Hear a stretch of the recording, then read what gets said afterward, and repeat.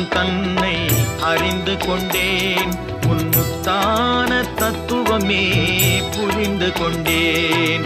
முருகா உன் குணம் தன்னை அறிந்து கொண்டேன். உன் முத்தான தத்துவமே புரிந்து கொண்டேன்.